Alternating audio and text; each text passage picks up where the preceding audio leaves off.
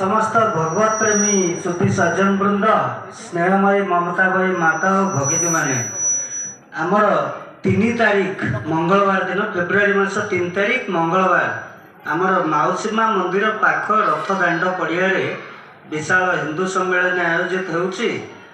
आमर भटली ब्लॉक रो 3टी पंचायत भटली केसईपाली आउ केलेंडापाली ये 3टा पंचायत को लेकर जदिव होउछि किंतु एटा जेहेतु ब्लॉक केंद्र तेणु अन्य समस्त गाँव रू आसीथिबा माँ भणी मानक भी निमंत्रण देली।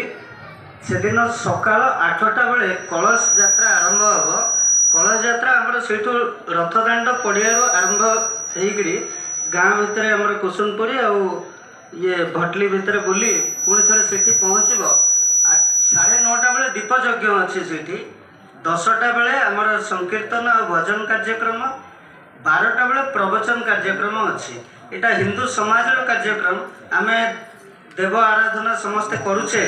एठी आज एत सुंदर कार्यक्रम 7 दिन है चली देव आराधना सागर देश आराधना तेणु प्रवचन से उभय विषय रमर प्रवचन जड़े सन्यासी तपोवन आश्रम ता सहित जड़े वरिष्ठ समाजसेवी अविवाहित से वयस्क भी सी तांकर विषय रखिए देश विषय किसी रखिए समाज में कौन परिवर्तन आवश्यकता अच्छी पंच परिवर्तन ये प्रकार किसी विषय पर से कथा रखिए।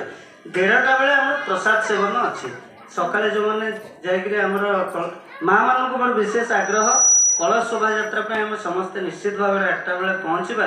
अन्य दूर दूरांत गाँव भी बहुत सब सूचना दिखाई अन्य माँ मैंने भी आसुँच तेणु आपण मैंने अधिक संख्यार पहुँचतु कलश टे नहीं जावा आ समस्ते आसला बेले घर गोटे दीप टे नहीं आसवा।